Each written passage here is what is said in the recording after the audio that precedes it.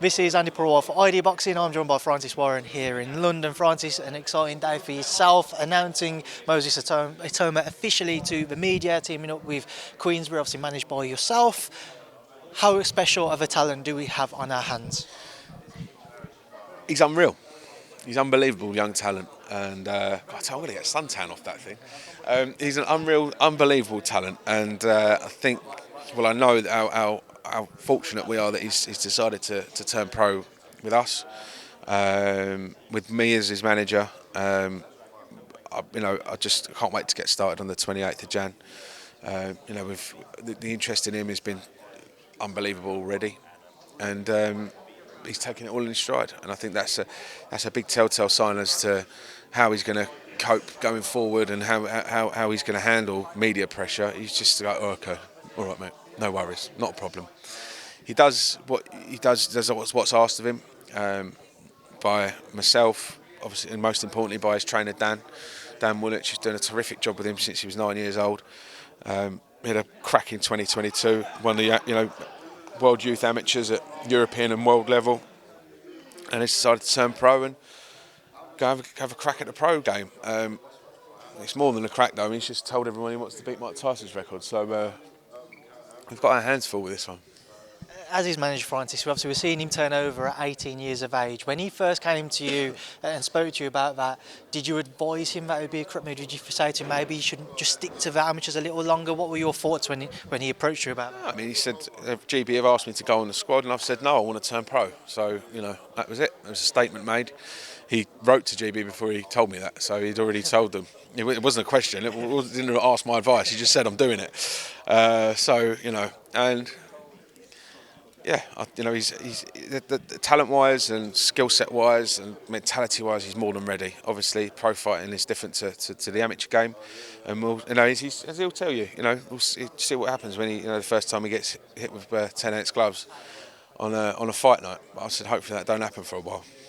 You mentioned at the beginning of this interview in terms of what he wants to go on to achieve, breaking Mike Tyson's record. Now, before we come on to that, you said on stage 8 fights in his first year as a pro.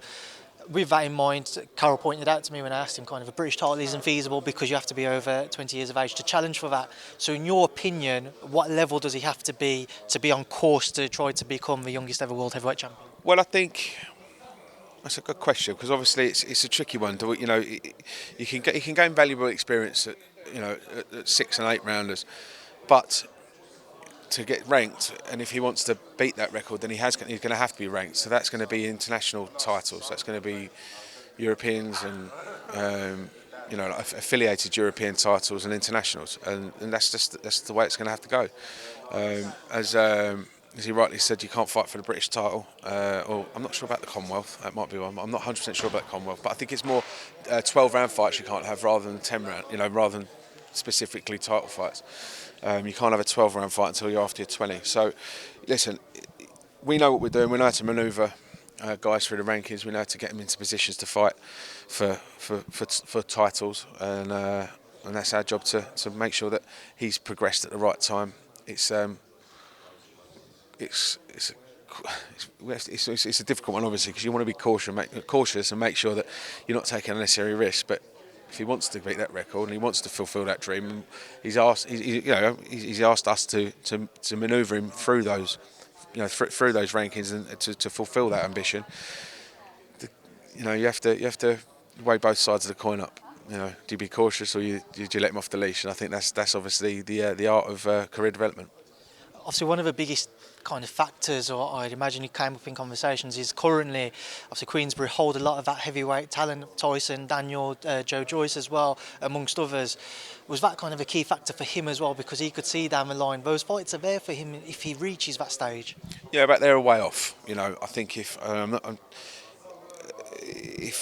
he gets to 15 and 16 and 0 and he's at the top of the rankings and those guys are there, and and then it's right fight for both sets for both guys, then yeah, obviously they're really exciting, phenomenal fights to make. But he's got a hell of a long way to go. We're talking, put it in his perspective, 16 fight nights in 2 years. That's a lot. It's a lot of fight nights. There's a lot of fight weeks. Obviously, he's not going to make weight, but he's got to stay fit. He's got to stay healthy. He's got to stay injury free. Any knuckles or fingers go, or broken, noses, whatever. He's going to be out for a couple of months, and that sets you right back. So there's got to be everything's got to go, I think, 100% perfect to get there. There's no reason why it can't. He's got to be matched properly, and he's got to train his arse off and develop. And that's one of the key things to take from this is he has to develop at a pretty rapid pace to even be thinking about taking those fights.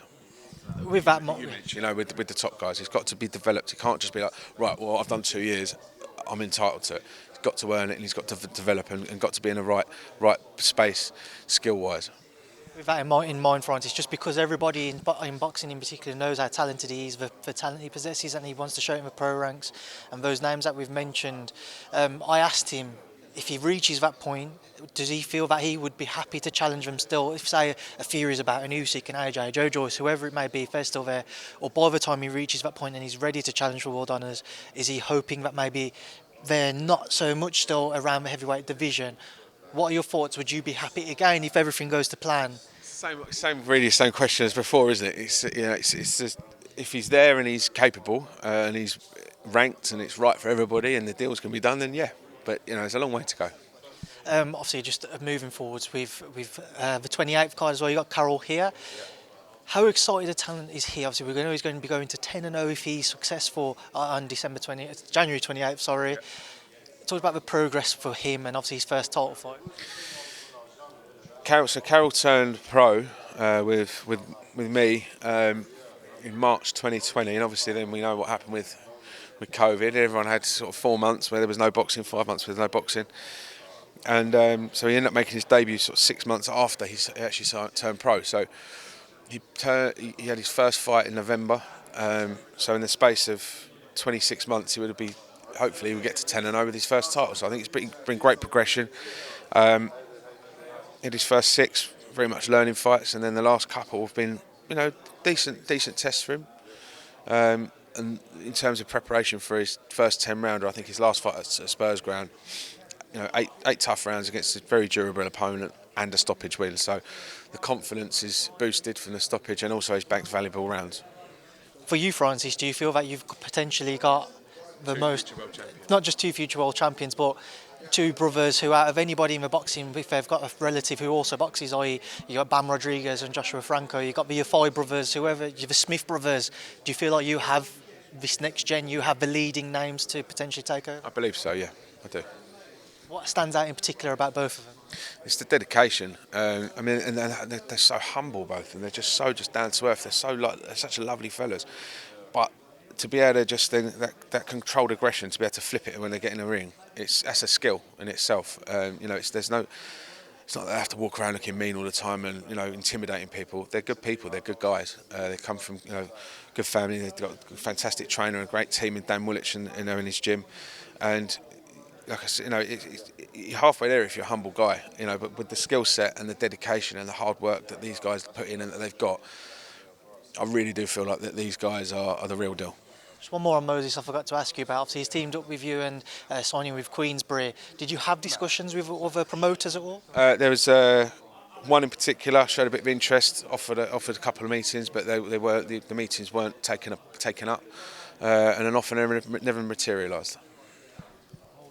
We can leave that one there then. Just a couple of things I want to quickly get your thoughts on. Sticking with the heavyweights, everybody wants to know what's the latest with Tyson, Alexander. Is March still the plan? No news for you apart from what my dad put out last week.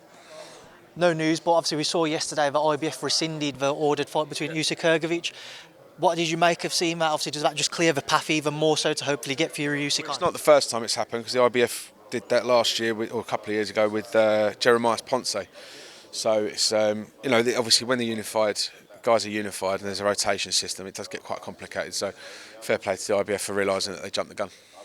The WBA now next in line with that. What's Daniel's thoughts on it potentially challenging Alexander? I haven't caught up with Daniel, but I'm sure he's pretty excited. Just before I let you go, Francis, obviously we're just starting to get shows drip fed to us now. What's the plans with Quensberry over the next few months? You'll get the schedule sort of towards the end of this week, middle of next week. Plans for Joe Joyce? Who's in line? Plans for all of them. Just watch this space.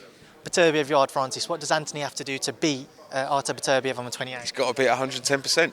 He really has, and I think the Anthony Yarde that beat Lyndon Arthur in the second fight, I think he beats anyone at light heavyweight. I really do. If he turns up with that controlled aggression and that dominant mentality and that pinpoint accuracy, I think he's a huge problem for anybody, and that includes Beterbiev on January 28th. Obviously, next week we see your man, Essuman, defend his title against Kongo. A fight which came out of the blue for everybody. But how confident are you that he will be coming back to the Quensberry stable with his title still intact? Very confident. I think Echo's one of those guys that is, I should have mentioned him earlier actually. He had a terrific year last year. Apologies, Echo. He's an absolute gent, and he's a gent out the ring and a monster inside it. And I think Chris is in for a tough night. For a few years now, Francis, a lot of people have wanted to see boxing promoters work together. Last year we saw Parker Ryder. Now we're seeing Essuman Kongo amongst other fights. Does this give you more confidence that we can start to see more of these fights put together, especially on a higher stage? We're open for business. It's not. Some of the other promoters have got top fighters, and we want to see the best against the best. So bring it on. Francis, 2023. That's it, and we will leave that there now. So thanks for speaking to you. Thanks, mate. Cheers, pal. Thank you.